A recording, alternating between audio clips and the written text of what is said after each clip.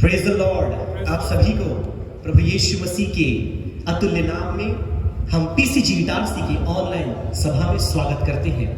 हम परमेश्वर का धन्यवाद करते हैं इस अद्भुत दिन के लिए जिसमें उसने हम सभी को जीवित रखा है कि हम उसके नाम की स्तुति आराधना कर पाए। और सचमुच क्या ही अद्भुत दिन है जिसमें आप भी हमारे साथ इस लाइव सर्विस में जुड़ करके आज आराधना एवं वचन की सेवा में जुड़ेंगे। हम प्रार्थना करते हैं कि जितने लोग आज हमारे साथ जुड़े हैं न केवल इन सभाओं के द्वारा परमेश्वर की दैवी आशीषों को प्राप्त करें, परंतु यदि कोई प्रार्थना विनती आपके पास है आप उसे कमेंट सेक्शन में लिख सकते हैं। परमेश्वर हाँ और आमीन में हर एक प्रार्थना विनती का उत्तर देने पाए। हालेलुया। और यदि कोई बीमार है हम प्रार्थना करेंगे परमेश्वर एक बड़ी चंगाई आपके शरीर में देने पाए। तो आइए हम प्रार्थना के द्वारा आज की हमारी आराधना सभा का आरंभ करें। अपने सिरों को झुकाएं, हम परमेश्वर के निकटता में आए। पराक्रमी परमेश्वर तेरे पुत्र मसीह यीशु के नाम से हम तेरे निकट आते हैं। धन्यवाद करते पिता आज के इस दिन के लिए जिसमें तूने हमें जीवित स्वस्थ रखा है कि हम तेरी आराधना तेरी स्तुति तेरी गुणानुवाद करने पाए। हम प्रार्थना करते प्रभु आज की हमारी आराधना सभा तेरी महिमा का कारण होने पाए। हमारे गीतों का गाना, भजन पाठ का पढ़ना, प्रार्थना विनतियों को रखना और वचन का बोलना हर एक बात तेरे नाम की महिमा के लिए होने पाए। विशेष हमारी प्रार्थना है प्रभु जितने लोग पिता आज की सभा में शिरकत करते हैं गीतों को गाने के द्वारा वाद्य यंत्र को बजाने के द्वारा हर एक पर तू अपनी आशीष को रख। हम प्रार्थना करते हुए तेरे पवित्र आत्मा की अगुवाई में आज की सभा को तू चला। हमारी विशेषकर प्रार्थना है जितने लोग ऑनलाइन सभा में हमारे साथ जुड़े हैं पिता हर एक को पिता तू छू कर चंगाई दे पिता। यदि कोई उनकी गुप्त प्रार्थना विनती है वो हाँ और आमीन में पूरी होने पाए। और जितने लोग आज की सभा को देखते और सुनते हैं पिता होने पाए तेरी निकटता में वे एक और कदम बढ़ने पाए। हम फिर से एक बार आज की आराधना और हर एक गतिविधि को तेरे हाथों में सौंपते हैं पिता। तू ही हमारा अगुआ और तू ही हमारा चलाने वाला है। सारी बातों को तूने सुना और हाँ आमीन में उत्तर दिया। हम तेरे नाम को धन्य कहते हैं। सारा आदर महिमा जलाल तुझे देते हुए उद्धार करता यीशु के नाम से मांगते हैं पिता। सुन दया से कबूल कर, आमीन। भाई आकाश समद हमारे बीच में है, हमारे कॉलेज के विद्यार्थी हैं, वह उनकी टीम के साथ आज आराधना में हमारी अगुवाई करेंगे। तो आइए हम भाई आकाश के साथ आज की आराधना में जाएं। Praise the Lord. हालेलुया।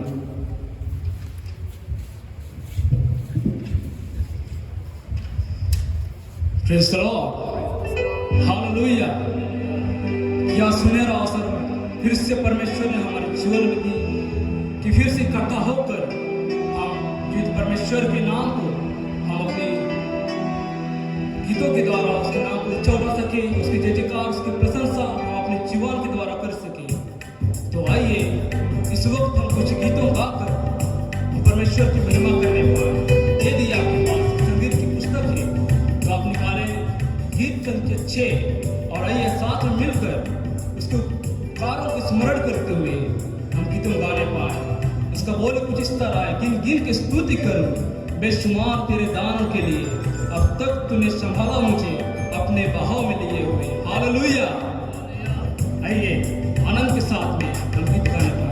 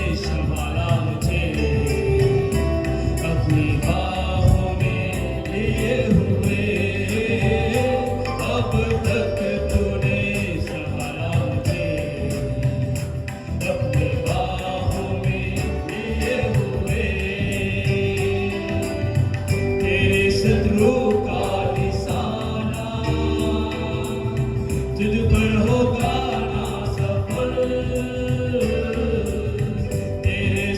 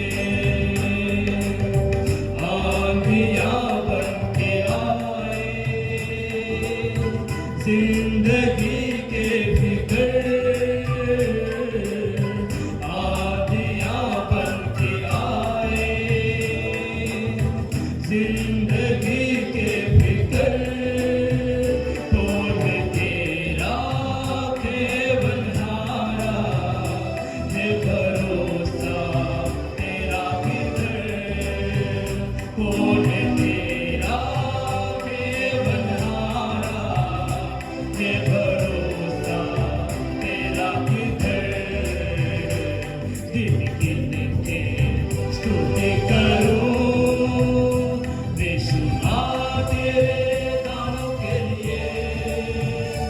अब तक तूने संभाला मुझे अपनी बाहों में लिए हुए। अब तक तूने संभाला मुझे अपनी बाहों में लिए हुए। आए तुझे जो मिटाने शस्त्र हो गए बेअसर। आए तुझे जो मिटाने शस्त्र हो गए बेअसर। तेरा रचने वाला तुझ पर रखता है अपनी नजर। तेरा रचने वाला तुझ पर रखता है अपनी नजर। गिन गिन के स्तुति करूं बेशुमार तेरे नाम के लिए। अब तक तूने संभाला मुझे अपनी बाहों में लिए हुए। अब तक तूने संभाला मुझे अपनी बाहों में लिए हुए। अब तक तूने संभाला मुझे अपनी बाहों में लिए हुए। Praise the Lord. Hallelujah. आइए और भी गीतों गाकर परमेश्वर की महिमा करने पाए।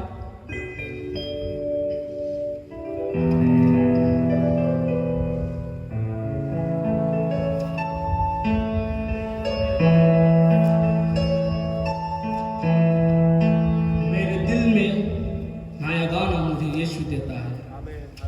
Praise the Lord. Praise the Lord. Hallelujah. आइए आनंद के साथ हम गाने पाएं।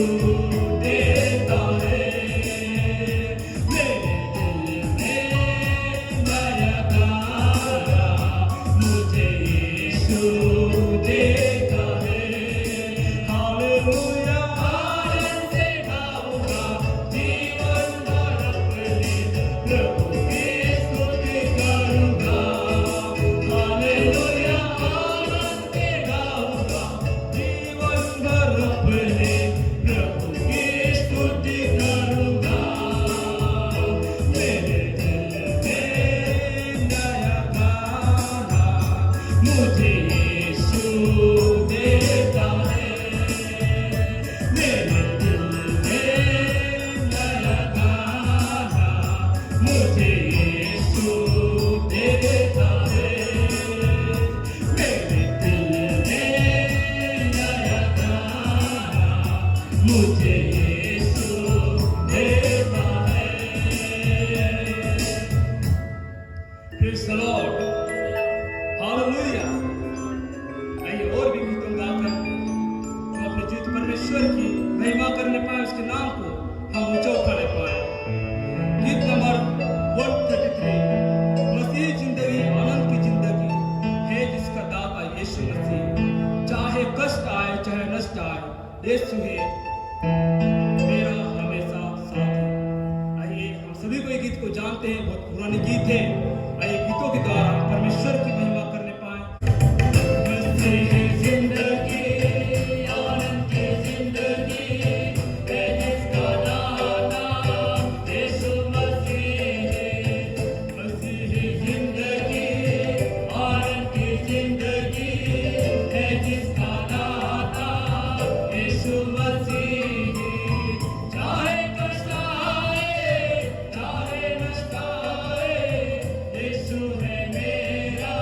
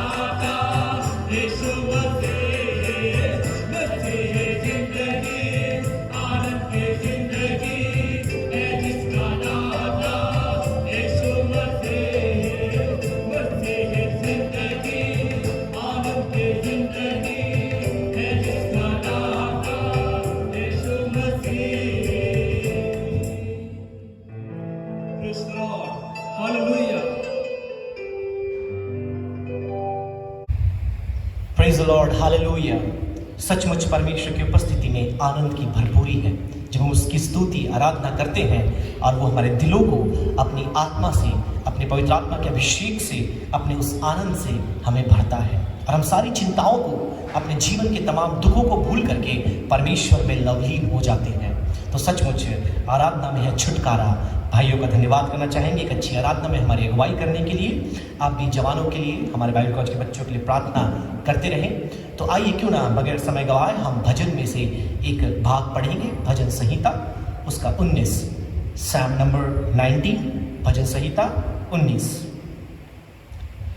आकाश परमेश्वर की महिमा का वर्णन कर रहा है और आकाश मंडल उसकी हस्तकला को प्रकट कर रहा है। दिन से दिन बातें करता है और रात को रात ज्ञान सिखाती है। न तो कोई बोली है और न कोई भाषा जहां उसका शब्द सुनाई नहीं देता है।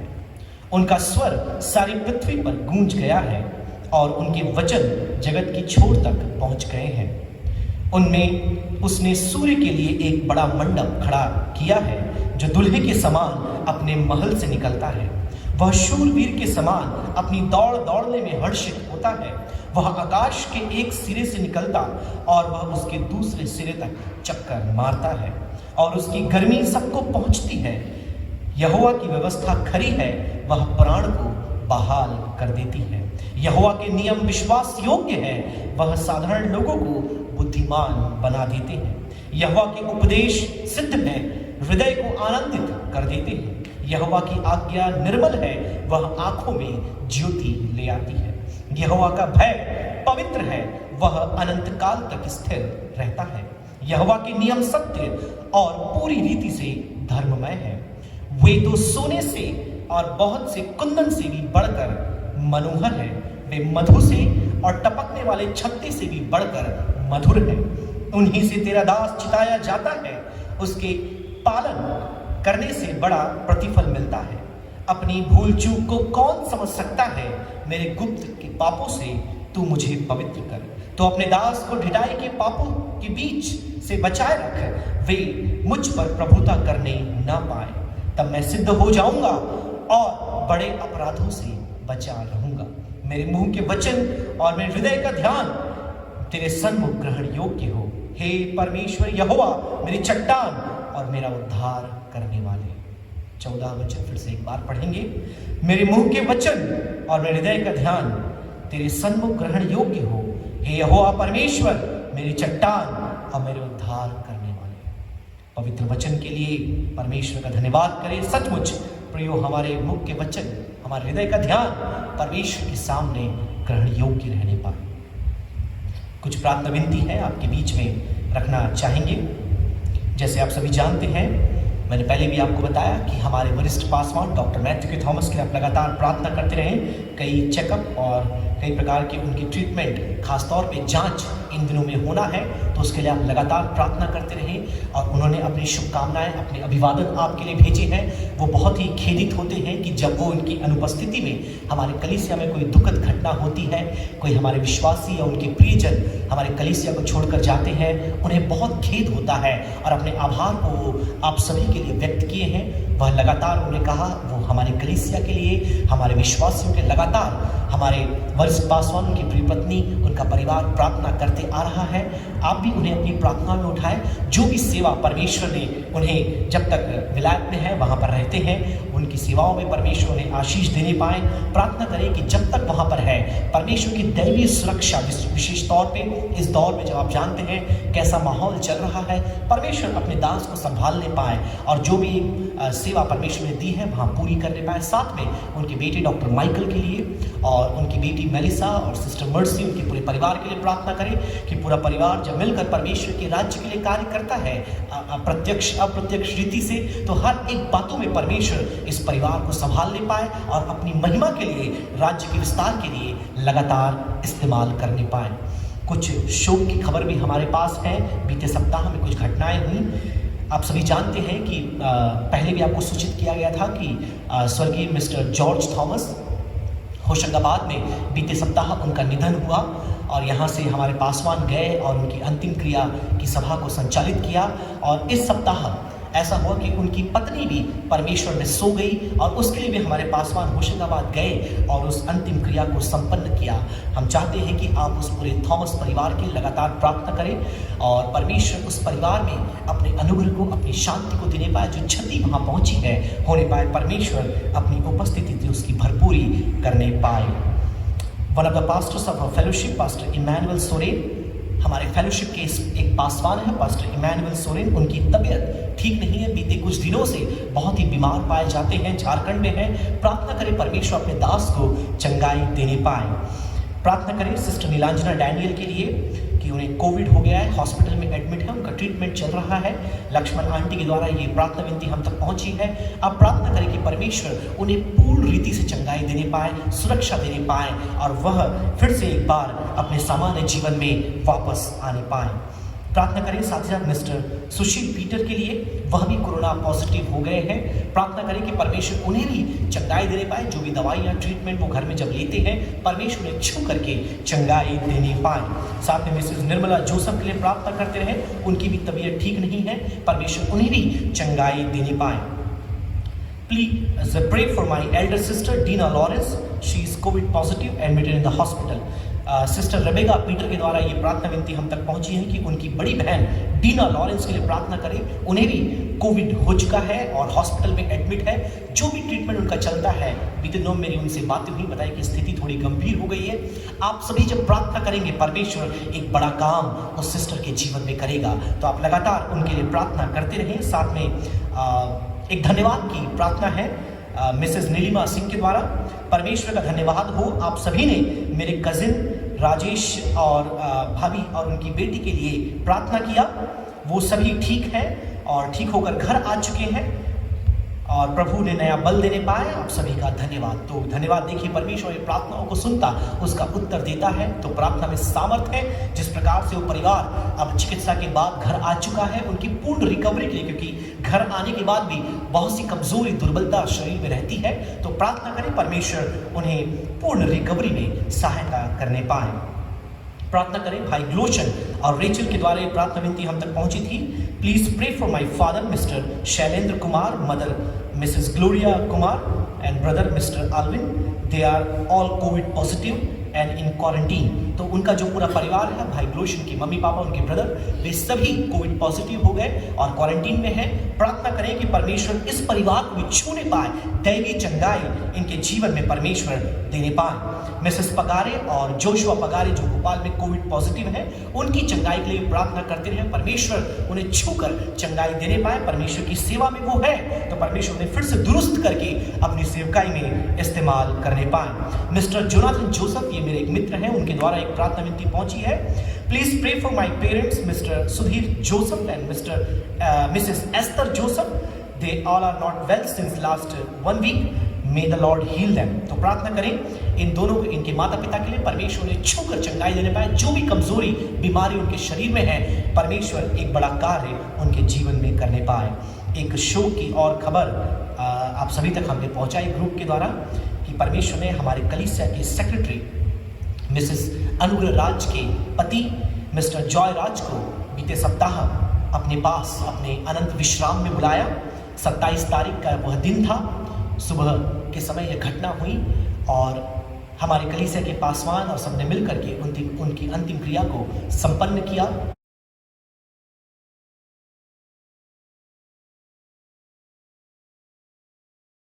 आप इस प्रकार से करें कि परमेश्वर जो भी खेदित लोग हैं, जो भी पीछे परिवार के रिश्तेदार रह गए हैं, खासतौर पे हमारे कलीसिया के सेक्रेटरी मिसेस अनुग्रह राज, उनकी बेटी रूबी और उनके दामाद और जो भी एक्सटेंडेड फैमिली है, बहुत ही खेद और बहुत ही एक प्रकार का क्षति उनके परिवार को पहुंचा है। आप प्रार्थना करें कि परमेश्वर इस दुख की बेला में उस परिवार को संभालने पाए, अपने शांति से, अपने विश्राम से परमेश्वर उन्हें भरने पाए और जो भी एक रिक्त स्थान उनके परिवार में बना है होने पाए कि परमेश्वर अपनी उपस्थिति के द्वारा उसे भरने पाए। और साथ में उससे ही संबंधित आज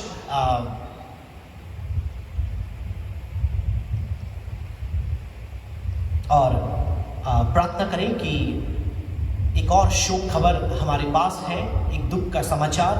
हमारे इटारसी ECI के पासवान पास्टर जयदीप खान की पत्नी को भी परमेश्वर ने बीते सप्ताह अपने पास बुलाया। प्रार्थना करें कि जो दुख उस परिवार को पहुंचा है, उनकी एक बेटी और एक बेटा है, बेटा भी प्रभु के वचन की शिक्षा कर रहे हैं, होने पाए कि परमेश्वर पास्टर खान उनके पूरे परिवार को अपनी शांति से भरने पाए। इस दुख की बेला में आप उनके परिवार को उठाएं कि परमेश्वर जब वह सेवकाई में भी है, जो भी एक क्षति उन्हें पहुंची है, परमेश्वर की उपस्थिति के द्वारा उसे भरने पाए। एक और शोक की खबर हमारे पास है। पास्टर जॉन वेस्ली राव, आप सभी जानते हैं, हमारे फेलोशिप के पास्टर अगस्टिन राव जो जबलपुर खमरिया में है, उनके सबसे छोटे बेटी बीते सप्ताह वह भी प्रभु में सो गए। उन्हें कोविड हुआ था और उसकी चिकित्सा चल रही थी। इस दौरान उनकी मृत्यु हो गई। तो प्रार्थना करें कि परमेश्वर पूरे अगस्टीन परिवार को इस दुख की बेला में, उस खास तौर पे भाई जॉन वेस्ली की पत्नी, उनकी बेटी, परमेश्वर उन्हें संभालने पाए, उन्हें बल देने पाए। पूरे राव परिवार को इस दुख की घड़ी में आप अपनी प्रार्थना में उठाएं कि जो भी एक मातम उस परिवार में बना हुआ है, परमेश्वर उसे अपनी शांति और अपने एक उपस्थिति के द्वारा भरने पाए। प्रार्थना करें हमारे विश्वासी हमारे चर्च के पीछे रहते हैं, मिस्टर सिल्वानस जोसेफ, उनके लिए प्रार्थना करें। इन दिनों में बहुत ही ज़्यादा कमज़ोरी उनके शरीर में देखी जा रही है, बहुत ही ज़्यादा अपने आप में वो दुर्बल हो गए हैं, कई प्रकार की समस्याएं उनके शरीर में हैं। लेकिन प्रार्थना करें, उनके बेटे से मेरी बात हुई और उन्हें कहा है कि बहुत ही कमज़ोरी की अवस्था में है। मैं चाहूँगा कि आप मिल करके उनके लिए प्रार्थना करें। परमेश्वर उनके शरीर में जो भी कमज़ोरी है छू करके चंगाई देने पाए, जो भी दुर्बलता है उन्हें परमेश्वर शिफा देने पाए। और जब आप मिलकर प्रार्थना करेंगे, सचमुच परमेश्वर हमारी प्रार्थना को सुनकर हमें उसका उत्तर देगा। हमारी बाइबल कॉलेज के लिए प्रार्थना करें, हमारे शिक्षकों के लिए प्रार्थना करें, जितने हमारे विद्यार्थी हैं अपने अपने स्थानों में इन दिनों में समर वेकेशन में गए हुए हैं, प्रार्थना करें परमेश्वर उन सभी को संभालने पाए।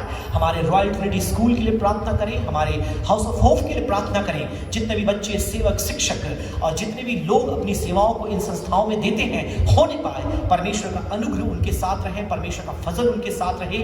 विशेषकर प्रार्थना करें हमारे कलीसिया पीसीजी इटारसी के लिए, जितने भी नाम बनाम विश्वासी जो कमजोरी की अवस्था में है, बुजुर्ग हैं, बीमारी में पाए जाते हैं। विशेष तौर पर लक्ष्मण आंटी के लिए प्रार्थना करते रहे। बीते दिनों खबर पहुंची कि वह भी कमजोरी की अवस्था में है। प्रार्थना करें कि परमेश्वर इस बुजुर्ग अवस्था में उन्हें नया बल देने पाए। और साथ ही साथ हमारे दो पासवानों के लिए प्रार्थना करें, पास्टर विल्सन के लिए, पास्टर जोन्स के लिए। दोनों की तबीयत ठीक नहीं है, इसलिए आज आप उन्हें देख नहीं पा रहे। कहीं ना कहीं किसी न किसी प्रकार की कमजोरी, दुर्बलता उनके शरीर में बनी हुई है। आप प्रार्थना करें कि दोनों ही सेवकों को परमेश्वर छूकर चंगाई देने पाए। यदि परिवार में कोई और भी बीमार है, उनके लिए भी प्रार्थना करें, ये दोनों फिर से दुरुस्त होकर प्रभु की सेवा में फिर से एक बार आगे बढ़ने पाए।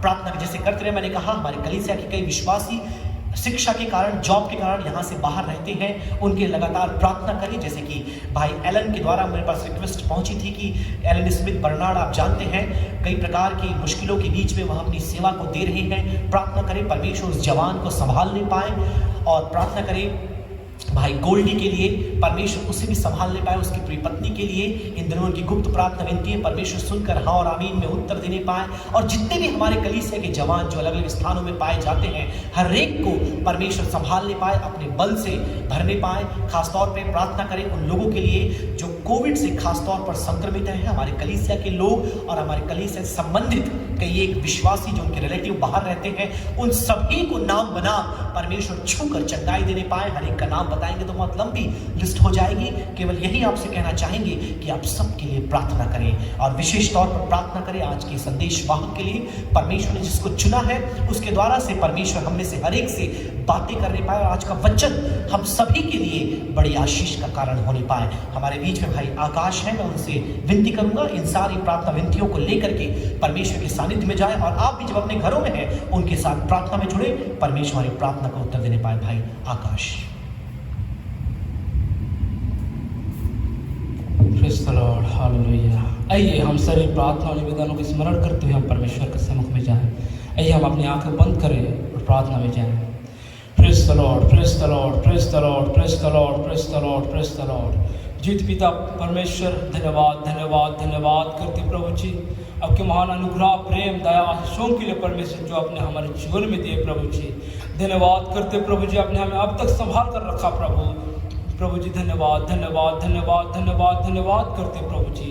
प्रभु इस वक्त प्रभु आपके चरण सम्मुख में आते हैं प्रभु जी, कई सारे प्रार्थना निवेदनों को प्रभु आपके करीब में लाते हैं प्रभु जी। विशेषकर हम प्रार्थना करते हैं प्रभु जी हमारे प्रिंसिपल सर के लिए जो इस वक्त प्रभु जी विदेश में पाए जाते हैं, खुदावन उनके पूरे परिवार को आपके बलवंत हाथ में समर्पित कर देते हैं परमेश्वर पिता। आपके अनुग्रह की दृष्टि प्रभु जी उनके परिवार के ऊपर होने पाए प्रभु जी, और उनके स्वास्थ्य को प्रभु जी भला चंगा रखिए, अच्छे स्वस्थ दीजिए परमेश्वर पिता। और जो कुछ भी कमजोरी दुर्बलता शरीर पाए जाते प्रार्थना करते हैं मसीह यीशु के नाम में सारी कमजोरी दूर हो जाने पाए, और प्रभु जी अच्छे स्वस्थ दीजिए प्रभु जी, और भला चंगा रखिए प्रभु जी। और इस कोरोना वायरस से प्रभु जी आप ही प्रभु उन्हें संभाल कर रखिए परमेश्वर पिता। खुदावन धन्यवाद करते प्रभु जी पूरे परिवार को प्रभु, तो हम उस परिवार को आपके हाथ में सौंप देते प्रभु जी। आप प्रभु हर एक को संभाले प्रभु जी, उनके सेवकाई को आप ही संभालिए परमेश्वर पिता, और हर एक को प्रभु जी भला चंगा रखिए परमेश्वर पिता। खुदावन प्रार्थना करते प्रभु जी कलीसिया का हर एक विश्वासी भाई बहनों के लिए परमेश्वर पिता। खुदावन हर एक को संभाल परमेश्वर इस अवस्था में प्रभु जी आप ही हर एक की आड़ ढाल हो परमेश्वर पिता। हर एक को प्रभु जी स्वस्थ भला चंगा रखिए परमेश्वर पिता। इस कोरोना के वायरस से प्रभु जी हर एक को संभाल कर रख परमेश्वर पिता। खुदावन प्रार्थना करते हैं बुजुर्ग लोगों के लिए परमेश्वर इस अवस्था में आप ही उन्हें बल ताकत दीजिए, और विश्वास में और आत्मिक जीवन में प्रभु जी आगे बढ़ने के लिए प्रभु सहायता और मदद कीजिए राजा, और हर एक की आवश्यकताओं को प्रभु जी पूरा कीजिए राजा। खुदावन धन्यवाद धन्यवाद धन्यवाद धन्यवाद करते प्रभु जी। खुदावन हर एक बात को आपके हाथों में समर्पित कर देते प्रभु। धन्यवाद करते प्रभु जी आपने हमारी प्रार्थना को सुना। खुदावन धन्यवाद प्रभु जी, और जो कुछ भी नहीं मांग पाए प्रभु उन सारे बातों को अभी जानते प्रभु। धन्यवाद धन्यवाद धन्यवाद करते फिर से एक बार प्रभु जी। धन्यवाद के साथ इस छोटी प्रार्थना के प्रिय पुत्र मसीह यीशु के नाम से मांगते हैं, सुनिए दया से स्वर्ग राज ग्रहण कीजिए आमीन।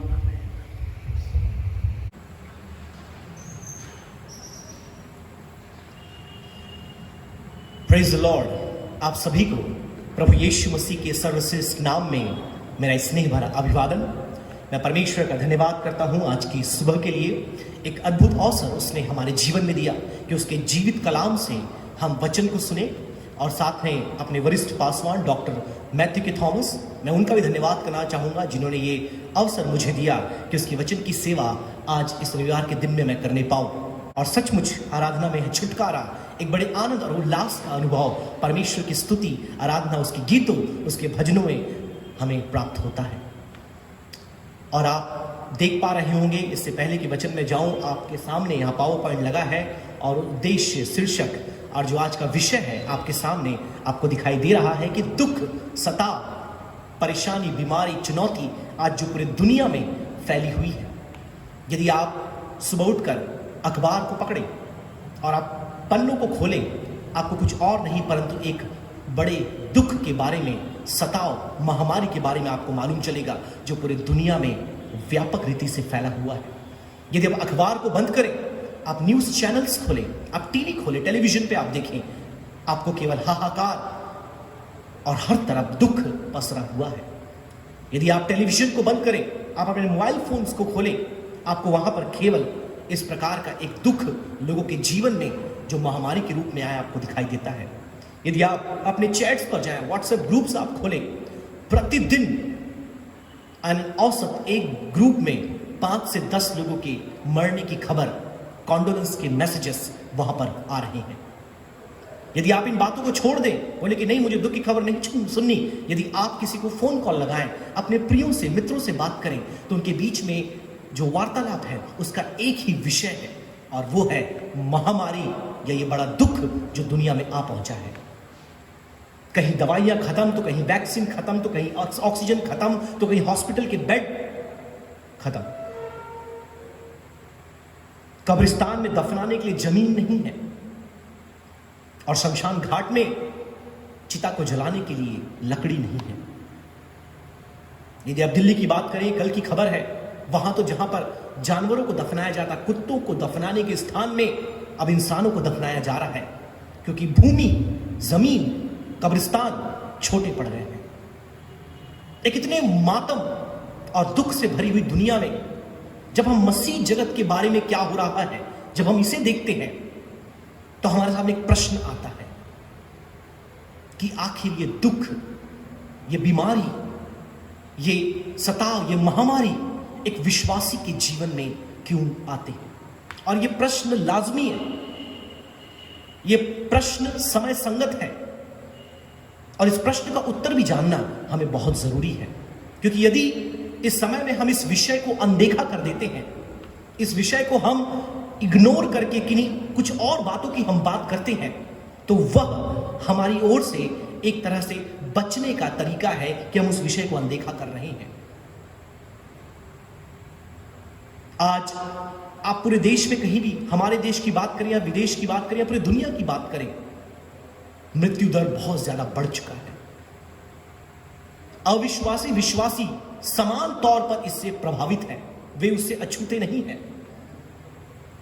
हमारे खुद के परिवार की बात करें, हमारे खुद के कलीसिया की बात करें, हमारे खुद के इटारसी शहर की बात करें, हमारे देश की, हमारे अब जहां तक की बात करें, हर कोई प्रभावित हुआ है।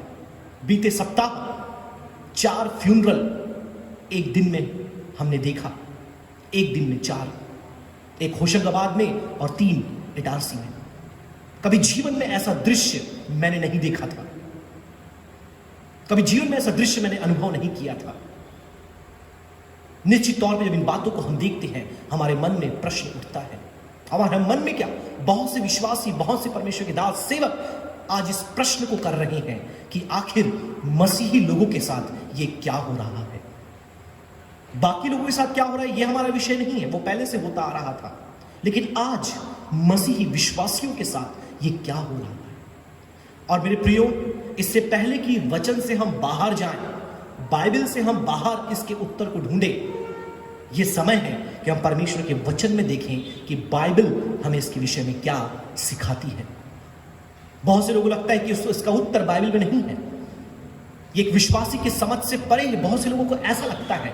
लेकिन आज मेरे प्रियो, जो समय परमेश्वर ने हमें दिया है, उसकी अधीनता में बने रहकर कुछ बातें मैं आपको दुख, सताव और ये सफरिंग के बारे में बताना चाहूंगा।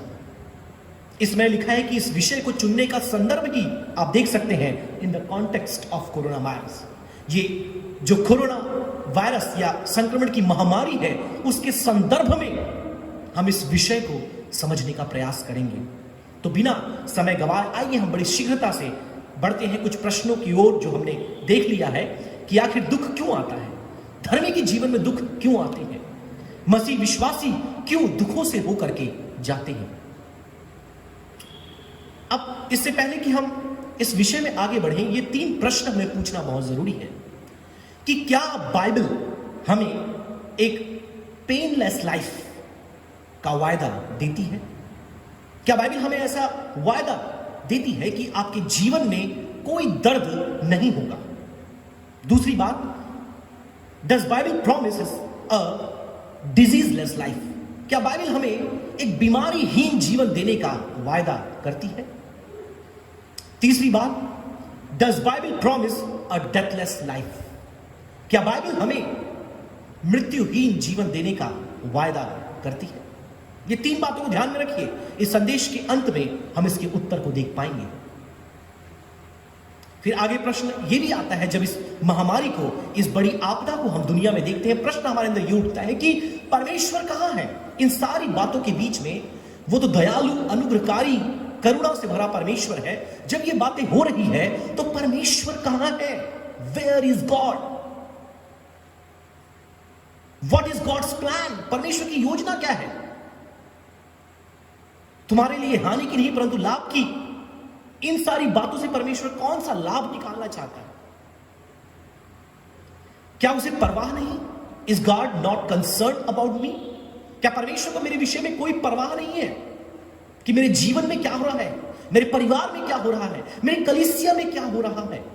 हमने बहुत से कलीसिया के विश्वासियों को बीते दिनों देखा, दर्द में, तकलीफ में, वेदना में, परेशानी में।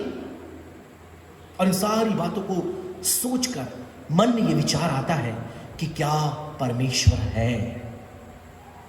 क्या सचमुच परमेश्वर अस्तित्व में है कि केवल एक मन गढ़ंत कहानी है, एक मन गढ़ंत विचार है, या फिर तो सृष्टि करके सृष्टि को उसने भुला दिया, लाइक एग्नोस्टिक्स। इससे पहले कि इन प्रश्नों के उत्तर को देखें, हमें यह समझना पड़ेगा कि सफरिंग, दुख अपने आप में क्या है। कुछ शब्द यहां पर मैंने दिए हैं परिभाषित करने के लिए। प्रॉब्लम्स और स्ट्रगल्स, जीवन में आने वाली समस्या, संघर्ष कई बार हमें दुख देते हैं, हमारे जीवन में सफरिंग लाते हैं। कई बार जो दर्द हमें होता है, वेदना हमें होती है, उसके कारण हमारे जीवन में हम दुख से होकर जाते हैं। फिर बीमारी कई बार हमारे जीवन में आ जाती, जैसे आज के संदर्भ की बात करें तो यह बीमारी, रोग ही एक सबसे बड़ा दुख का कारण है इस परिवेश में। अंततः मृत्यु, जो इन सारी बातों की पराकाष्ठा है, सबसे ऊपर अंततः दुख का कारण जब कोई अपना प्रिय या हम खुद मृत्यु को प्राप्त हो जाते हैं। अब ये दोनों है, ये शारीरिक भी है और ये मानसिक भी है। कई लोग शारीरिक दर्द से होकर ना जाए, दुख से होकर ना जाए, लेकिन मानसिक दुख और दर्द से वो होकर जाते हैं। That is called mental suffering और साइकोलॉजिकल सफरिंग। जब किसी अपने को आपने खो दिया, आपको शारीरिक पीड़ा नहीं हुई, लेकिन आपको एक मानसिक, एक मनोवैज्ञानिक पीड़ा आपको हुई अपनों को खोने का। इससे पहले कि हम देखें कि यह दुख के क्या क्या पहलू पाए जाते हैं, क्या बाइबल में दुख पाया जाता है? क्या मसीही लोगों के जीवन में दुख हमें दिखता है जो बाइबल में थे? परमेश्वर के दास, परमेश्वर के भक्त, परमेश्वर के जन। तो दोनों नए और पुराने नियम से एक एक उदाहरण मैं आपको दूंगा, क्योंकि समय हमारे पास उतना नहीं है कि और भी उदाहरणों को हम देखें। तो सबसे पहला उदाहरण आप देखिए, पुराने नियम में आप एलीशा का देख सकते हैं। आप जानते एलीशा एक दुगना अभिषेक पाया, परमेश्वर का दास था, नबी था, जिसके पास एलिया में जितना अभिषेक था उसका दुगना अभिषेक था। बीमारियों को चंगा करने में, अद्भुत चमत्कार करने में, चिन्ह और इस प्रकार से कई आश्चर्य कर्मों को दिखाने का उसके अंदर परमेश्वर का अभिषेक था। लेकिन देखिए दूसरा राजा 13 अध्याय उसकी 14 आयत में क्या लिखा है, आपके स्क्रीन पर आपको दिख रहा होगा। वहां लिखा है, और एलीशा को वह रोग लग गया जिससे वह मरने पर था।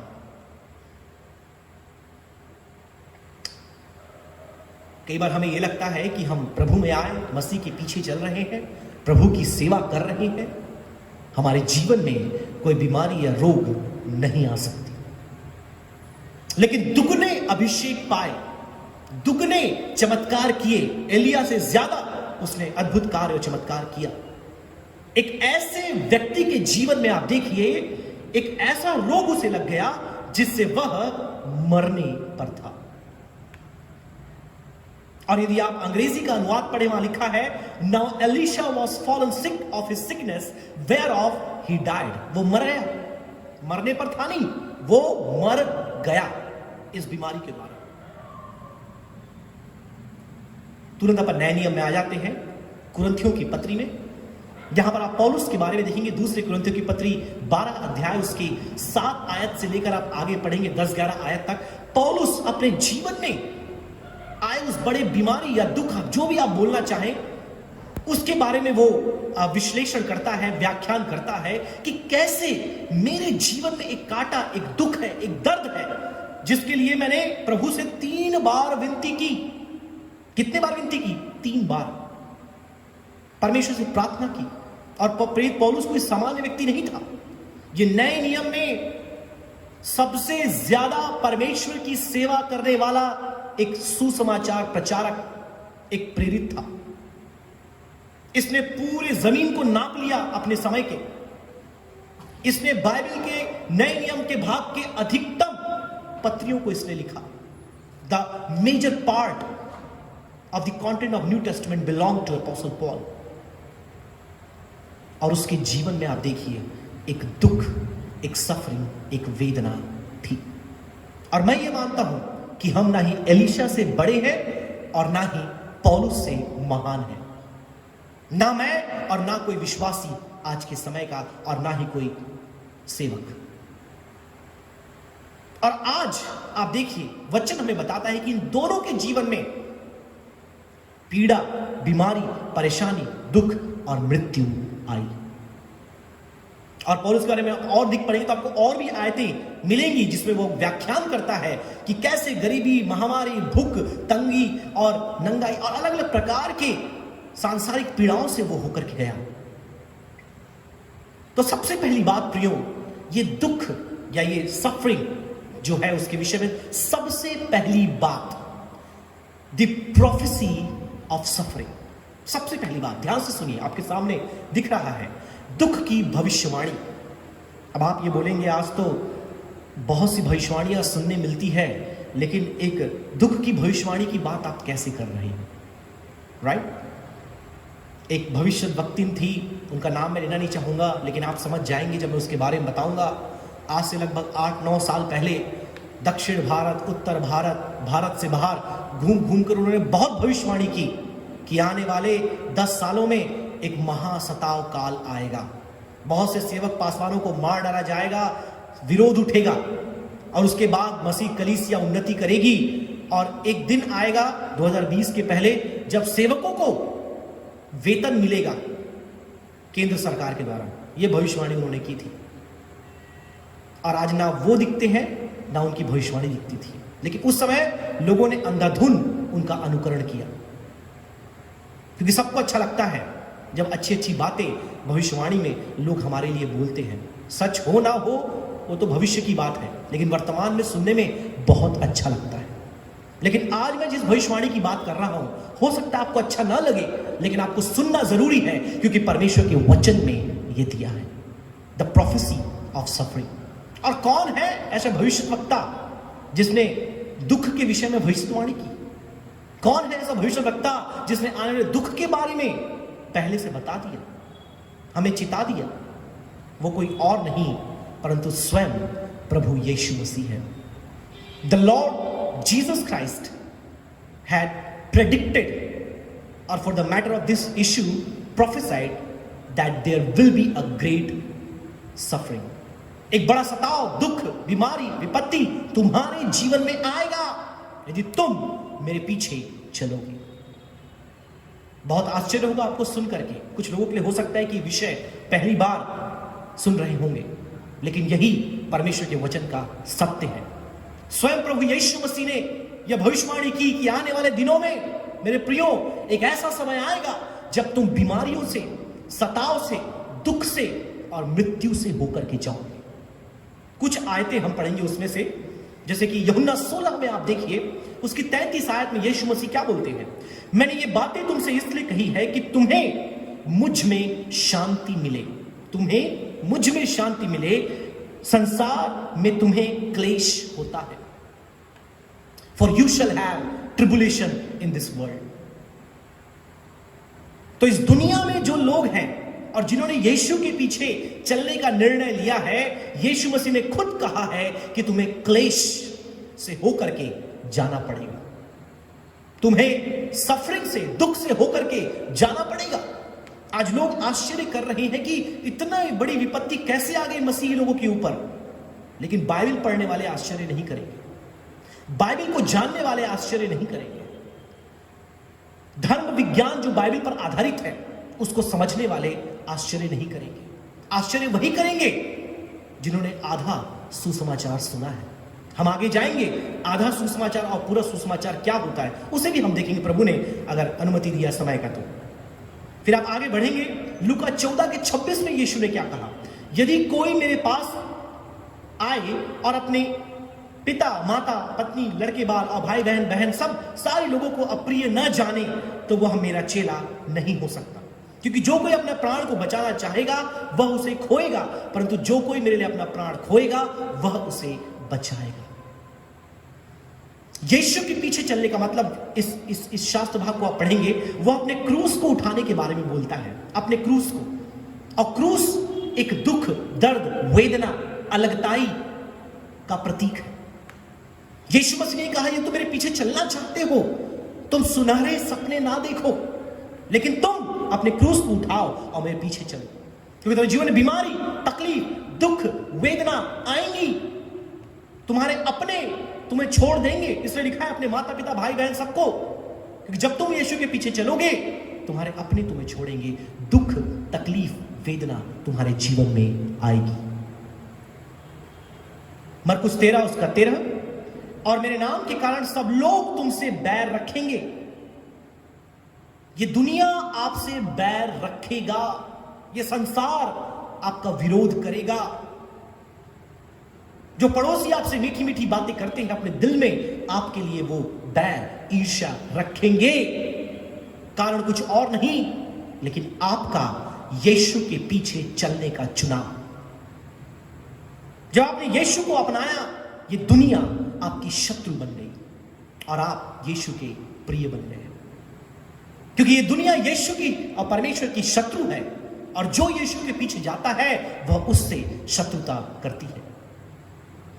पर जितने, दूसरा तिमोथी 3:12, पर जितने मसीह यीशु में भक्ति के साथ जीवन बिताना चाहते हैं वे सब सताए जाएंगे, वे सब दुख से होकर जाएंगे, वे सब पीड़ा से होकर के जाएंगे। सफर परसिक्यूशन।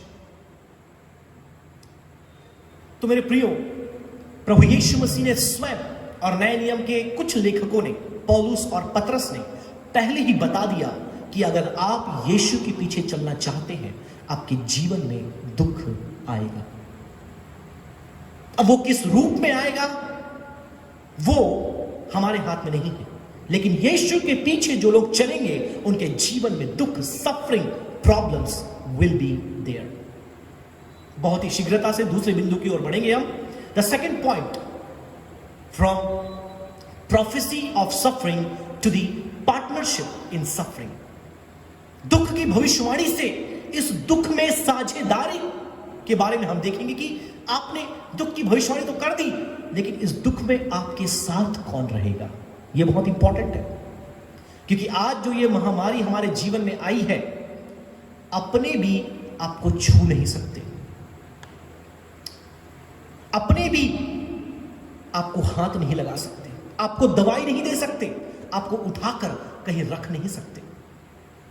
कल का वीडियो और फोटो और न्यूज बहुत वायरल हुआ। एक बुजुर्ग व्यक्ति अपनी पत्नी को साइकिल में, जिसकी मृत्यु हो चुकी थी, लाद करके लेकर जा रहा था। लोग वीडियो और फोटो बना रहे थे, लेकिन जाकर कोई उन्हें मदद नहीं कर रहा था। यदि आप मुझसे पूछेंगे लोगों की गलती, तो मैं बोलूंगा नहीं, क्योंकि लोग इसलिए नहीं छू रहे कि अगर उसे कोरोना वायरस हुआ तो जो मदद करने वाला है वह भी संक्रमित हो जाए। सब वीडियो फोटोज बना रहे हैं, डेड बॉडी को उसने साइकिल में रखा है और वो लेकर के जा रहा है। एक माता अपने बेटे को जो कोरोना वायरस से संक्रमित है ऑटो में रखी है, ऑक्सीजन नहीं है उसके पास, अस्पताल में बेड खाली नहीं है, और अपने होठों से उसके मुंह में सांस फूंक रही है कि ये जीवित हो जाए। जब आप दुख से होकर के जाएंगे मेरे प्रियो, जब आप बीमारी और वेदना से होकर के जाएंगे, आपके साथ कोई नहीं होगा, आपके संग कोई नहीं होगा, और कोई चाहकर भी आपके साथ नहीं आ सकता। लेकिन परमेश्वर का वचन हमें कुछ बताता है कि आपके दुखों में कोई है जो आपके साथ होगा, और वो कोई और नहीं परंतु स्वयं प्रभु यीशु मसीह। क्योंकि जिस मार्ग से आज आप होकर के जा रहे हैं, उस मार्ग पर वो चल चुका है। आप जिस दुख के जूते को आज पहन करके कांटों पर चल रहे हैं, वह उन जूतों को पहन चुका है। आज जिस बीमारी, जिस रोग से आप होकर जा रहे हैं, उसने अपने जीवन में उसकी वेदना को सहन किया है। कुछ आयतें हम पढ़ेंगे परमेश्वर के कलाम से। इतनी आयतें मैंने पहले कभी भी अपने किसी भी संदेश में नहीं डाली। ये पहला मेरा संदेश है। नहीं तो सामान्यतः 1 या 2 आयतें या एक शास्त्र भाग या एक अध्याय बस, लेकिन आज इतनी आयतें मैंने आपके सामने रखी है क्योंकि आज के समय में हमें जरूरी इस बात को समझना कि हम दुख के लिए तैयार हो जाए। परमेश्वर का वचन पहला पतरस 4 अध्याय 12 आयत में लिखा है। पतरस जो प्रेरित है ये बताता है, हे प्रियो, जो दुख रूपी अग्नि तुम्हारे परखने के लिए तुम में भड़की है, इससे यह समझकर अचंभा न करो कि कोई अनोखी बात तुम पर बीत रही है। मैंने अभी आपसे कहा था, बहुत से मसीही लोग, यहां तक कि बहुत से सेवक आज इस प्रश्न को उठा रहे हैं कि आखिर ये महामारी क्यों आ गई, आखिर इतने मसीही लोग क्यों मर रहे हैं, आखिर इतने सेवक इससे प्रभावित क्यों हो रहे हैं। हमारे छत्तीसगढ़ की बात मैं करूं तो एक ग्रुप है हमारा, प्रतिदिन 5 से 10 सेवकों की शोक खबर वहां पर आती है। सुनकर बहुत दुख होता है, बहुत वेदना होता है कि क्या हो रहा है। लेकिन यदि आप वचन को पढ़ने वाले हैं तो याद रखिए, अंतिम लाइन लिखा है, यह कोई अनोखी बात तुम पर नहीं बीत रही है। जो मसीही लोग हैं वो जानते हैं कि यीशु ने इसके विषय में चिता दिया था। आगे आप देखिए, पर जैसे जैसे मसीह के दुखों में सहभागी होते हो, पहला पत्रस 4:13, आनंद करो जिससे उसकी महिमा के प्रकट होते समय तुम भी आनंदित और मगन हो सको। आनंदित कौन होगा जब दुख बीमारी आएगी? तो आनंद कौन मनाएगा? केवल वही जो जानता है कि इसके बाद क्या होने वाला है। आमीन, हालेलुया। आनंदित कौन हो सकता है दुखों को देखकर, बीमारी को देखकर, महामारी को देखकर? केवल वही जो जानता है what is the end result. एक जब फिल्म को कोई देखता है तो फिल्म को देखते समय वो भावनात्मक रीति से रोने लगते हैं, चिल्लाने लगते हैं, विलाप करने लगते हैं, देखो क्या हो गया। लेकिन जिसने उस फिल्म को बनाया है, जो उसके एंड को जानता है, वो पीछे बैठे हंस रहा होता है, अरे अंत में देखो अभी क्या होने वाला है। लेकिन परमेश्वर का वचन मेरे प्रियो ना केवल वर्तमान लेकिन भविष्य के बारे में बताता है।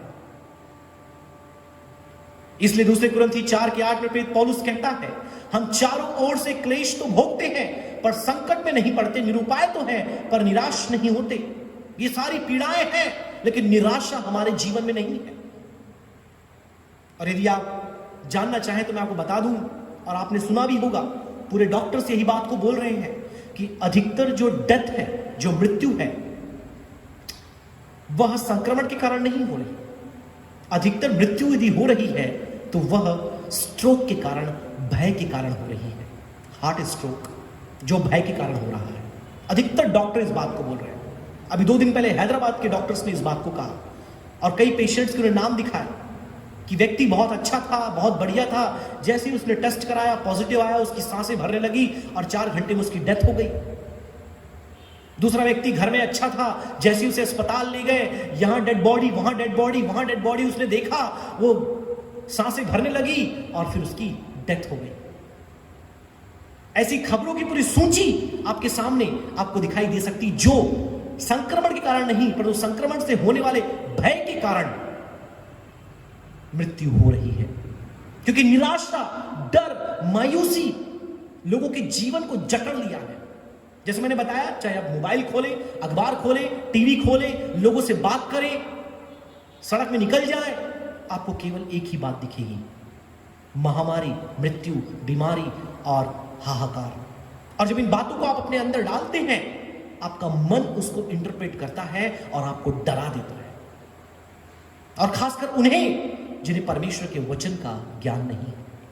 इसलिए प्रेरित पत्रस इस बात को कहता है कि तुम आनंद करो, तुम आनंद करो, क्योंकि तुम जानते हो कि आगे क्या होने वाला है। लेकिन ये संसार के लोग नहीं जानते, उनके लिए मृत्यु जिंदगी का अंत है।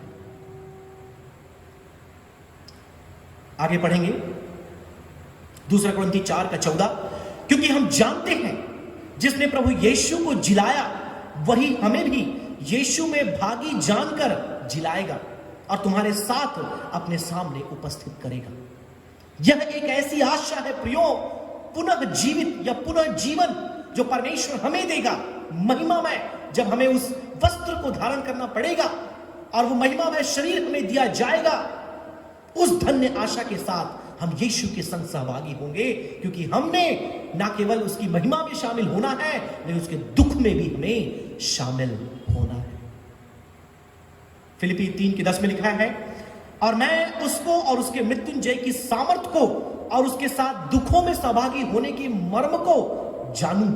उसके साथ दुखों में सहभागी होने के मर्म को मैं जानूं और उसकी मृत्यु की समानता को मैं प्राप्त करूं। देखिए, परमेश्वर का दास प्रेरित पौलुस इस पत्री को लिखता है।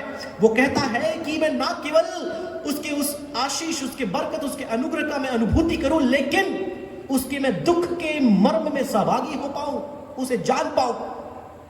फेलोशिप ऑफ हिज सफरिंग, यीशु की साझेदारी बनना, उसके संग रहना, उसके जैसा अनुभव करना, उसके चलाए मार्गों पर चलना, यह पौलुस की मनोकामना थी। हमारी मनोकामना क्या है? हमारी इच्छा क्या है? उसकी मृत्यु की समानता को क्या आप प्राप्त करना चाहते हैं? आगे आप पढ़ेंगे, वहां लिखा है 2 कुरिन्थी 1:5 में, क्योंकि जैसे मसीह के दुख में हमको अधिक होते हैं, वैसे ही हमारी शांति भी मसीह के कारण अधिक होती है। For as the suffering of Christ abound, so the consolation also aboundeth in Christ. यदि उसके दुख में आप बढ़ रहे हैं, वेदना आपके जीवन में बढ़ रही है, याद रखें उसके वचन, उसकी आत्मा के द्वारा हमारे मनों में सांत्वना, शांति और ढाढ़स भी बढ़ रहा है।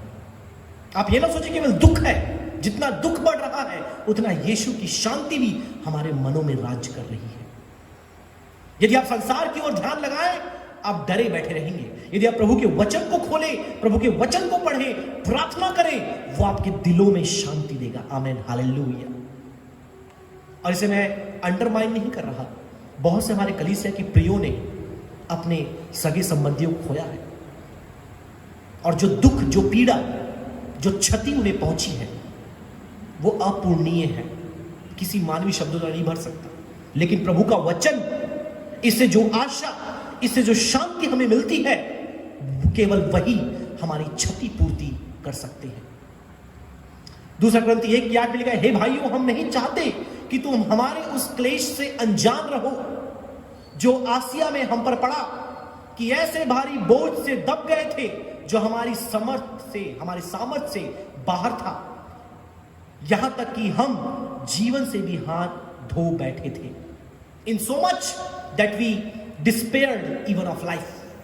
यीशु के चेले, उसके जो प्रेरित थे, उन सब ने अपने जीवन को खो दिया। किसके लिए? यीशु के लिए। इसलिए प्रेरित पौलुस बात बता रहा है, मैं नहीं चाहता कि तुम इससे अनजान रहो कि किन दुखों से, किन पीड़ाओं से, किन तकलीफों से विश्वासी होकर के जा रहे हैं, सेवक होकर के जा रहे हैं। ये कोई नई बात नहीं है। जो पीड़ा, बीमारी, तकलीफ आज मसीह जगत में आई है, ये प्रेरित पौलुस के दिनों से चला आ रहा है। बशर्त ये है कि हम अज्ञानी थे, हम अनजान थे, हम अनभिज्ञ थे उन बातों से। लेकिन प्रभु का वचन हमें बताता है कि कैसे परमेश्वर का दास उन बातों को उजागर कर रहा है आज की कलीसिया के लिए। 2 कुरिन्थी 1:9 में लिखा है, वरन हमने अपने मन में समझ लिया था कि हम पर मृत्यु की आज्ञा तो हो चुकी है, कि हम अपना भरोसा ना रखें, वरन परमेश्वर का जो मरे हुए को जिलाता है। तो मृत्यु की आज्ञा हो चुकी है, संक्रमण बीमारी फैल चुकी है, एक के बाद एक लोग मर रहे हैं, हमारे लोगों को प्रभावित कर रहा है। लेकिन वरन परमेश्वर का जो मरे हुओं को जिलाता है। आमीन, हालेलुया। अगर आज मृत्यु प्रभुता कर रही है, एक दिन आएगा जब जीवन प्रभुता करेगा। Praise the Lord. जब परमेश्वर अपनों को मृतकों में से जीवित करेगा। तीसरी बात, ना केवल दुख की भविष्यवाणी यीशु ने की, लेकिन उन दुखों में यदि हम किसी के साझेदार हैं, कोई हमारे साथ है, वो है प्रभु यीशु मसीह। क्योंकि उन अनुभवों से वो खुद होकर गया और आज हम भी होकर जा रहे हैं। और जब हम उसमें से जा रहे हैं, उसकी शांति हमारे साथ है, उसकी उपस्थिति हमारे साथ है। So from prophecy of suffering to the partnership in suffering, then the third point, तीसरा बिंदु, पर्जिंग थ्रू सफरिंग, दुख के द्वारा शुद्धता। और आज बहुत से परमेश्वर के दास इस बात पर जोर दे रहे हैं कि ये जो महाविपत्ति काल आया है, परमेश्वर अपनी कलीसिया को शुद्ध बना रहा है। परमेश्वर अपनी कलीसिया को पाक बना रहा है, अपनी निकटता में उसे खींच रहा है। और सैकड़ों गवाहियां हमने पूरे देश और दुनिया से सीखा, देखा कि कैसे इस लॉकडाउन के दौरान, इस तालाबंदी के दौरान कई लोग प्रभु की निकटता में बढ़ गए, कई लोग प्रभु की करीबी में, समीपता में आ गए।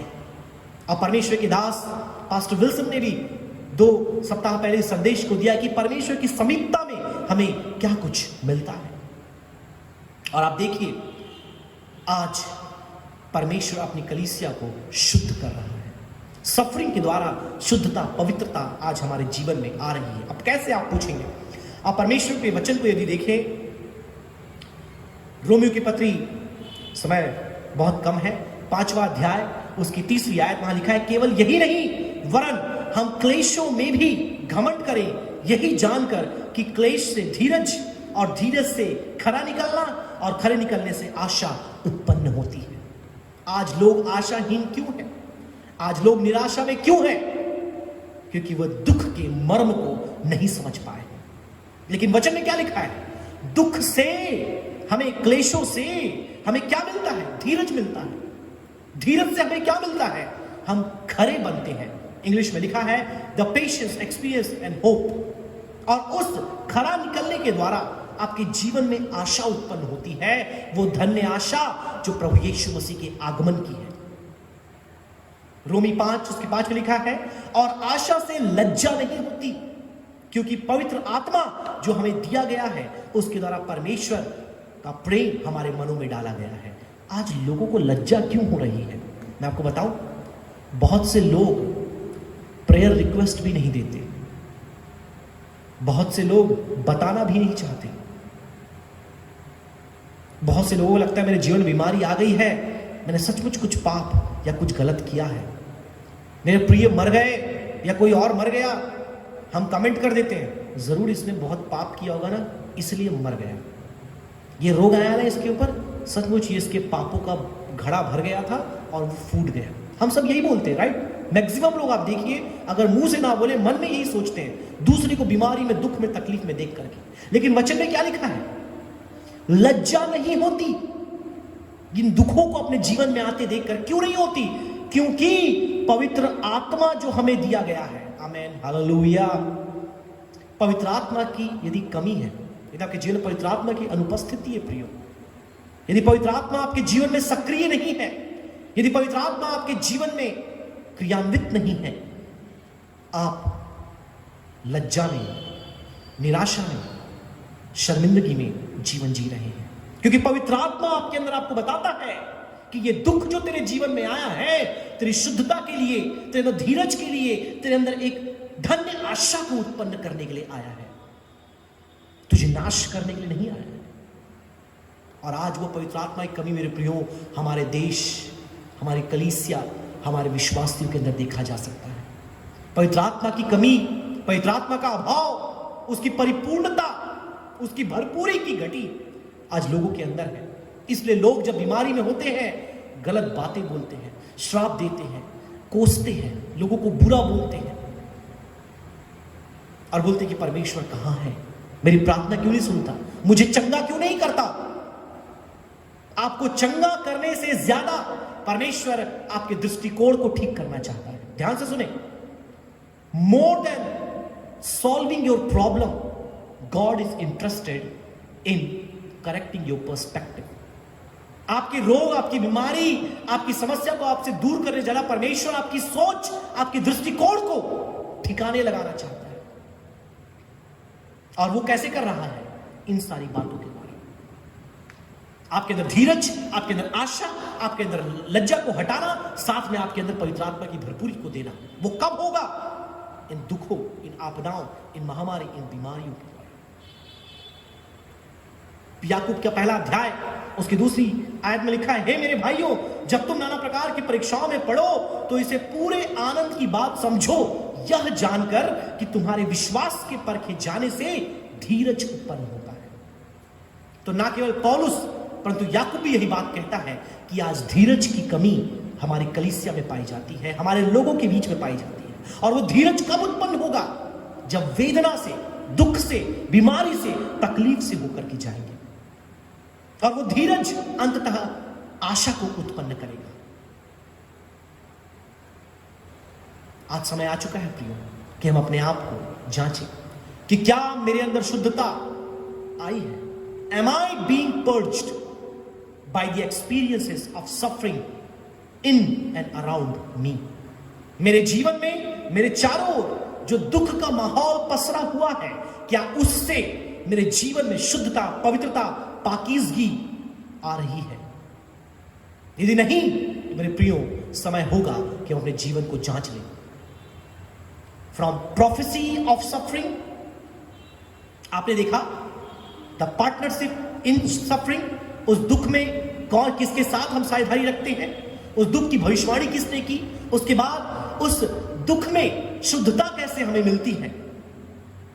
यहां तक कि आप देखिए भजनकार कहता है दाऊद कि जब मैं दंड में पड़ा, जब मुझे ताड़ना मिली, तब मैंने तेरी चितौनियों को सीखा।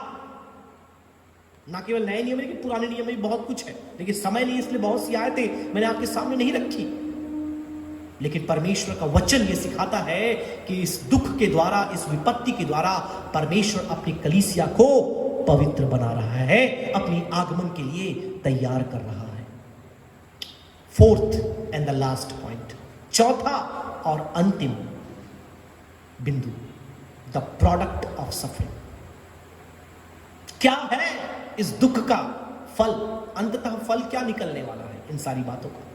हाँ, भविष्यवाणी भी हमने देख ली, इसमें साझेदारी भी हमने देख ली, इसमें हमने अलग अलग प्रकार से कैसे शुद्धता और कैसे पाकीज़गी परमेश्वर ला रहा है वो भी हमने देख लिया। लेकिन अब इसका फल क्या है, इसका उपज क्या है, इससे क्या निकल करके आने वाला है। परमेश्वर का वचन हमें बताता है महिमा में अनंत जीवन। आप सोचोगे वो तो मैंने पानी का बपतिस्मा लेते ही मुझे मिल गया था, जब मैंने यीशु का नाम अंगीकार किया था मुझे तब मिल गया था, राइट। वहां से आपका अनंत जीवन शुरू हुआ था, लेकिन आगे का चैप्टर तो आपने पढ़ा ही नहीं। आगे का चैप्टर आप देखिए क्या लिखा है वहां पे, कुछ आयतों को हम पढ़ेंगे। प्रकाशित वाक्य 21 उसका 4, बहुत सुंदर आयतों में से बाइबल के ये एक शास्त्र भाग है, एक पैसेज है। बाइबल की सारी आयतें बहुत खूबसूरत है, बहुत सुंदर है, बहुत ही अच्छी है, लेकिन ये भाग बहुत ही प्रिय है। आप देखिए वहां क्या लिखा है, और वह उनकी आंखों से सब आंसू पोंछ डालेगा। ये नए यरूशलेम की बात हो रही है जो स्वर्ग से नीचे उतरेगा, और सबके आंसू को वो पोंछ डालेगा, और इसके बाद मृत्यु न रहेगी।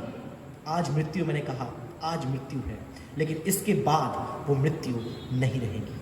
आपने अपने प्रियो को खोया, आप दुख से, विलाप से और वेदना से होकर गए, आपकी आंखों से आंसू निकले, आपके आंसुओं को, आपके अश्रुओं को यीशु पोंछेगा। आमीन, हालेलुया। और वहां पर मृत्यु नहीं होगी, वहां पर कोई रोग, कोई बीमारी नहीं होगी, और ना शोक, न विलाप, न पीड़ा, और पहली सी बातें जाती रही।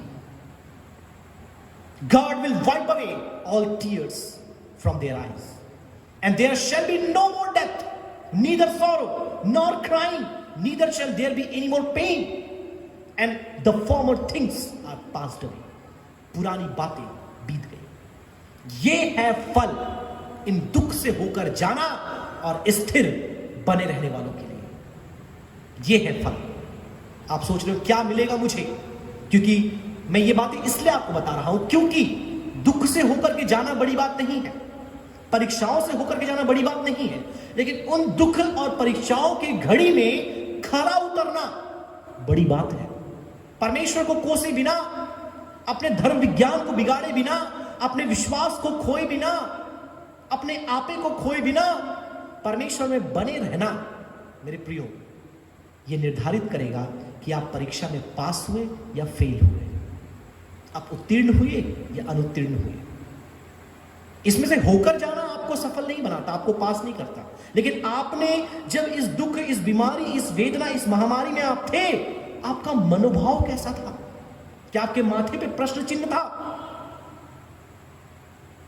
या आप इजरायलियों के समान कुड़कुड़ा और बुड़बुड़ा रहे थे? यदि ऐसा है तो मेरे प्रियो, ये चेतावनी मैं आपको देना चाहूंगा, आप असफलता की ओर जा रहे हैं, आप विफलता की ओर जा रहे हैं, आप उस परीक्षा में असफल होने की कगार पर हैं। लेकिन आपके लिए अब भी एक आशा है, क्योंकि आप परमेश्वर के वचन को सुन रहे हैं। फिक्स योर पर्सपेक्टिव, अपने दृष्टिकोण को आप ठीक कर लें। करेक्ट योर थियोलॉजी, अपने धर्म विज्ञान को आप सुधार लें, इससे पहले कि बहुत देर हो जाए। कब वो मृत्यु आपके द्वार पर दस्तक देगी, कब वो वायरस, मेरे प्रियो, बीते 2 सप्ताह में मैं ऐसा यदि आपको बताऊं तो हमने केवल वायरस को छू करके हम निकले हैं। ऐसी स्थिति हमारे जीवन में है। जिससे हम मिले वो अगले दिन कोरोना वायरस संक्रमित हो गया, जिसके पास से हम गए वो अगले दिन संक्रमित हो गए। हमने जिसके लिए प्रार्थना की, मालूम चला कि वो हॉस्पिटल में वेंटिलेटर में पहुंच गया, ऑक्सीजन में पहुंच गया। कब वो संक्रमण आपके दरवाजे पर दस्तक दे, ना आप जानते हैं ना मैं जानता, लेकिन एक बात मुझे पता है कि एक दिन आएगा जब वो दुख, वो क्लेश हमारे जीवन से परमेश्वर दूर करेगा। ना वहां मृत्यु होगी, ना वहां विलाप होगा। रोमी 8:18 क्या कहता है? क्योंकि मैं समझता हूं कि इस समय के दुख और क्लेश उस महिमा के सामने जो हम पर प्रकट होने वाली है कुछ भी नहीं है। Praise the Lord, hallelujah.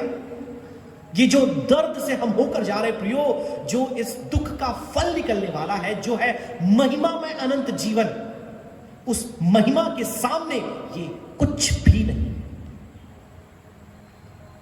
उस गौरव, उस जलाल के सामने ये कुछ भी नहीं है जिससे आप होकर जा रहे हैं। ये परमेश्वर का वचन कहता है।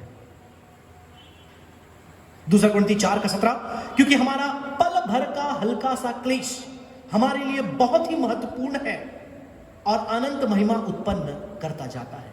ये हल्का सा क्लेश क्यों कहा गया आपको पता है? क्योंकि उस महिमा के सामने ये क्लेश कुछ भी नहीं है। वो जो आने वाली महिमा का भार है, उसके सामने इस वर्तमान समय की महामारी, रोग, मृत्यु, पीड़ा, आर्थिक तंगी, ये हल्के हैं, ये कुछ भी नहीं है। अगर तराजू में आप तौले, ये कुछ भी नहीं है। 2 कुरिन्थी 4:18, और हम तो देखी हुई वस्तुओं को नहीं वरन अनदेखी वस्तुओं को देखते रहते हैं, क्योंकि देखी हुई वस्तु थोड़ी ही दिन की है, परंतु अनदेखी वस्तुएं हमेशा के लिए बनी रहती है। हालेलुया। आज आप टीवी पे क्या देख रहे हैं? आज आप मोबाइल पे क्या देख रहे हैं? आज आप अखबार पे क्या देख रहे हैं? महामारी, बीमारी, मृत्यु, क्लेश, दुख, वेदना और पीड़ा।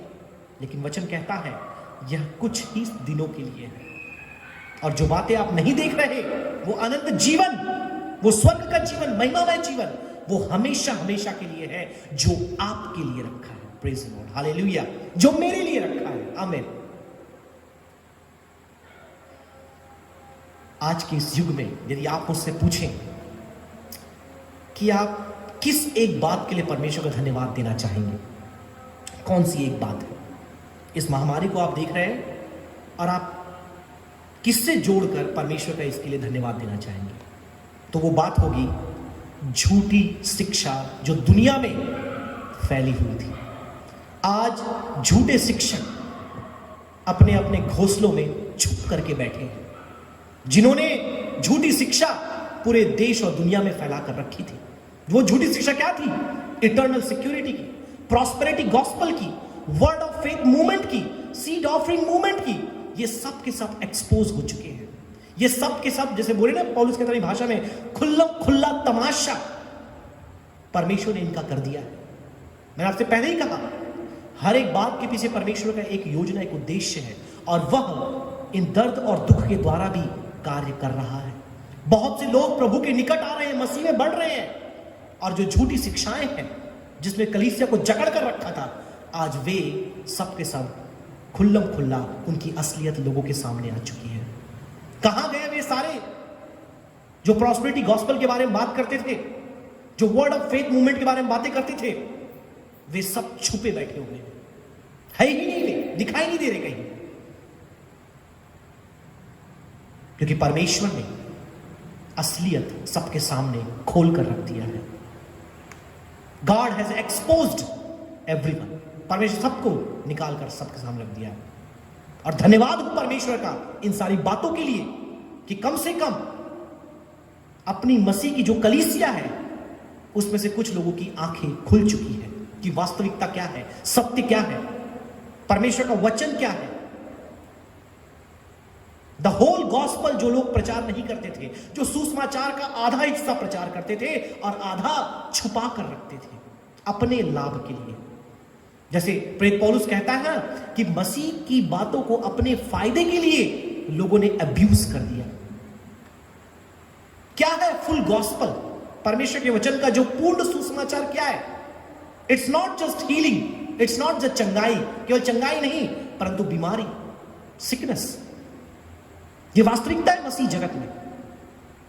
ये ना केवल चमत्कार परंतु रोग, ना केवल आशीषें परंतु चुनौतियां, ना केवल महिमा परंतु लज्जा, ना केवल सफलता परंतु असफलता, ना केवल धन परंतु कंगाली, ना केवल जय परंतु संघर्ष, ना केवल जीवन परंतु मृत्यु। यह है द होल गॉस्पेल। प्रभु यीशु मसीह के पीछे यदि आपको चलना है, इन सारी बातों से आपको होकर जाना पड़ेगा। क्योंकि आजकल एक व्यक्ति को विश्वास में लाने के लिए हम बहुत सी बातें बोलते हैं, आपको ये मिलेगा, वो मिलेगा, ऐसा होगा, वैसा होगा, राइट। और जब उसके जीवन में दुख, मुसीबत, चुनौती आती है, वह व्यक्ति परमेश्वर से पीछे हट जाता है, क्योंकि सुसमाचार का पूरा पैकेज उसे नहीं मिला था। उसे विश्वास मजबूत नहीं बनाया गया था, उसे केवल सपने दिखाए गए थे। और निश्चित तौर पे परमेश्वर आशीषें देता है, चंगाई करता है, रोगों से मुक्ति देता है। आज भी उसके लहू में सामर्थ है और आज भी वो जीवित है और हम प्रतिदिन उसका अनुभव करते हैं। लेकिन साथ ही साथ हम दुख, बीमारी, तकलीफ, वेदना, रोगों से होकर के जाते हैं। और ये जो जिनको परमेश्वर ने एक्सपोज किया, वे आपको जीवन में लज्जा को लाते थे, बोलते आपके अंदर विश्वास नहीं है, इसलिए आप इन बातों से होकर जा रहे हो। आज भी सारे एक्सपोज हो चुके हैं। It's not a matter of faith if you are going through challenges, it's just God's plan. आपके अंदर विश्वास की कमी होना जरूरी नहीं आपके जीवन में इस पीड़ा का कारण हो, इस बीमारी का कारण हो। बड़े से बड़ा विश्वास रखने वाले कोरोना वायरस के साथ चले गए। यहां पर बात यह आती है कि क्या हम परमेश्वर के सामने अपने आप को समर्पित करते हैं? क्या उसकी योजना के सामने हम अपने आप को नतमस्तक करते हैं? क्या उसकी इच्छा के सामने हम अपने आप को दे देते हैं? क्योंकि ये सुसमाचार की वास्तविकता है। इन बातों से यीशु होकर गया, इन बातों से चेले होकर के गए, इन बातों से प्राथमिक कलीसिया होकर के गई, और इन बातों से आज मैं और आप होकर जा रहे हैं। लेकिन दुख की बात यह है कि बहुत से लोगों को यह बात नहीं पता, इसलिए वो आश्चर्यचकित होकर यह प्रश्न कर रहे हैं कि मसीही जगत में क्या हो रहा है। इसलिए पतरस ने कहा, मैं नहीं चाहता कि तुम इन बातों से अनजान रहो। आइए अब उन प्रश्नों का उत्तर देके आज के संदेश को समाप्त करेंगे। मैंने प्रश्न किया था, क्या बाइबल में एक दर्दहीन जीवन का वायदा किया गया है कि जो यीशु के पास आएगा उसके जीवन में दर्द नहीं होगा? हाँ, यदि आप शारीरिक दर्द की बात करें तो वायदा नहीं दिया गया है, लेकिन एक वायदा दिया गया है कि उस अनंत काल के दर्द से आपको छुटकारा मिलेगा, जो है नरक। दूसरी बात, यदि आपके जीवन में क्या यह वायदा आपको दिया गया है कि आपको बीमारी या रोग से मुक्त जीवन मिलेगा, आपके जीवन में कोई बीमारी नहीं आएगी जब यीशु के पास आप आओगे? मैं कहूंगा नहीं, बीमारी, रोग आपके जीवन का अंग है, लेकिन एक बीमारी जो है पाप, जो अनंत रोग है, उससे आपको छुटकारा मिलेगा, बाइबल बोलती है। आमीन, हालेलुया। ना केवल उस अनंत दर्द से जो नरक का जीवन है, परंतु उस अनंत रोग से जो पाप है, उन दोनों से आपको छुटकारा प्रभु यीशु मसीह देता है। तीसरी बात, क्या बाइबल आपको एक मृत्युहीन या एक ऐसा जीवन जो अविनाशी हो, क्या इसका वायदा देती है? अगर शारीरिक जीवन की बात करें तो नहीं। हर किसी को इस मरणहार शरीर को, नश्वर देह को त्यागना है, चाहे किसी बीमारी के द्वारा या किसी दुर्घटना के द्वारा, किसी और बातों के द्वारा। लेकिन क्या बाइबल वायदा करता है जीवन का? Yes, the Bible promises freedom from the second death. दूसरी मृत्यु जो नरक में होने वाली है, उससे बाइबल वायदा देता है कि आपको मुक्ति मिलेगी। आमीन, हालेलुया। उस अनंत दर्द से, उस अनंत काल की बीमारी से और उस अनंत काल की दूसरी मृत्यु से बाइबल हमें वायदा देती है कि हमें मुक्ति मिलेगी यदि हम यीशु के पीछे चलेंगे। हालेलुया। इन शब्दों के द्वारा प्रिय अपने संदेश को मैं विराम देना चाहूंगा। मेरी आशा, मेरी अपेक्षा, मेरी प्रार्थना यही है कि आप सुरक्षित रहें, इस बीमारी से बचे रहें, परमेश्वर आपको इस रोग के मध्य संभाले, आपके कोई भी प्रिय से संक्रमित ना हो। लेकिन यदि ये बातें आपके जीवन में होती है तो आप आश्चर्यचकित ना हो, क्योंकि इसके विषय में यीशु ने हमें पहले ही बता दिया था। उसने पहले ही चिता दिया था कि यह बातों का होना निश्चित है, क्योंकि सफरिंग, दुख जो था मेरे प्रियो, उसके द्वारा ही यीशु ने शैतान पर जय प्राप्त की। दुख के द्वारा ही इज़राइल उन्नति करते गए, दुख के द्वारा ही प्राथमिक कलीसिया भी बढ़ने लगी और दुख के द्वारा ही सच्चे मसीही लोगों का निर्माण हुआ। और उसी दुख के द्वारा यदि आप बात करें, मसीह विश्वास का एक आधार है। सो दुख या दर्द या वेदना या तकलीफ या बीमारी, मेरे प्रियो, हमें इससे डरना नहीं, लेकिन हमें आनंदित और खुश होना है और अपने मन में हर्षित होना है कि परमेश्वर तेरी योजना पूरी हो रही है, तेरी इच्छा पूरी हो रही है प्रियो। और जो भय मैंने आपसे कहा कि अधिकतर लोग, डॉक्टर इस बात को बोल रहे हैं, कोरोना वायरस संक्रमण से नहीं मर रहे, लेकिन डर से, निराशा से, मायूसी से, उदासी से, घबराहट से मर रहे हैं। ये बातें आपके जीवन में कब हटेगी? जब आप दुख की वास्तविकता को समझ जाएंगे, जब आप इस दुख की वास्तविकता को आप जान लेंगे मेरे प्रियो, परमेश्वर आपके जीवन में एक नए आनंद और उल्लास को देगा। इन वचनों के द्वारा मैं आशा करता हूं परमेश्वर ने हम में से हर एक से बातें की है। मैं सचमुच फिर से एक बार परमेश्वर का धन्यवाद करूंगा, अपने पासवान का धन्यवाद करूंगा। और ना केवल मैंने इन बातों को बनाया, लेकिन आपको जो डॉक्टर मैथ्यू थॉमस ने पिछले साल गर्मियों की छुट्टियों के समय आप देखेंगे एक संदेश दिया, द पेरिलियस टाइम, संकट भरे दिन आने वाले हैं। तो ना केवल ये नई बात मैंने आपके सामने रखी, लेकिन उन्होंने भी यह चिताया था कि आने वाला समय, जब ये सेकेंड वेव जिसमें मसीही लोग उतने प्रभावित नहीं हुए थे, तब से उन्होंने इस बात को बता दिया था कि there will be a perilous time, संकट भरे दिन आने वाले हैं। तो आइए प्रियो, हम अपने आप को तैयार करें, अपने आप को हम परमेश्वर के सानिध्य में लेकर के आए, उस शुद्धता, उस पवित्रता को हम धारण करें जो परमेश्वर ने हमारे रखा है। फिर से एक बार आप सभी का धन्यवाद। परमेश्वर इन वचनों के द्वारा आप सभी को बहुत आयत से आशीष देने पाए। फिर से एक बार आप सभी को जय मसीह की। Thank you. आइए अंतिम प्रार्थना में हम जाए। धन्यवाद देते परमेश्वर तेरे चरणों के पास, तेरे धन्यवाद देते परमेश्वर, धन्यवाद देते इस दिन के लिए परमेश्वर कि तूने जीवतों की जमीन पे भला चंगा रखा परमेश्वर। बहुत से लोग तो ये दिन नहीं देख पाए, लेकिन तेरा अनुग्रह हमारे लिए काफ़ी है परमेश्वर। धन्यवाद के साथ हम प्रार्थना करते हैं पास्टर निखिल राजपूता ने परमेश्वर जो भी तेरे वचन में से बोला परमेश्वर कि परमेश्वर आज की दुनिया में अगर हम देखें तो कितना दुख, परेशानी, निराशा में है, लेकिन उन सब से हमको निकलना है तो उसमें हमें तेरी सहायता और तेरा अनुग्रह चाहिए परमेश्वर। उन सब से निकल के परमेश्वर तूने जो परमेश्वर तेरे राज्य में हमें जो मुकुट रखा है परमेश्वर, वो हम प्राप्त कर सके।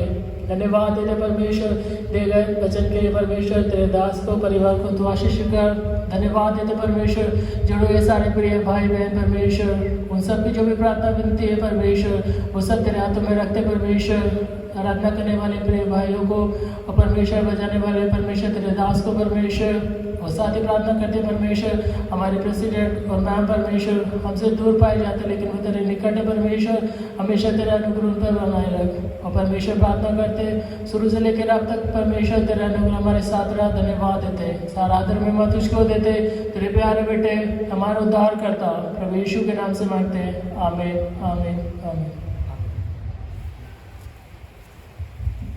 हालेलुया। परमेश्वर पिता का प्रेम, प्रभु यीशु मसीह का अनुग्रह, पवित्र आत्मा की संगति और सहभागिता हम सबों के साथ प्रभु यीशु मसीह के दोबारा आगमन तक होती रहे। सब मिलकर बोले आमीन। प्रभु आप सभी को आशीष दें।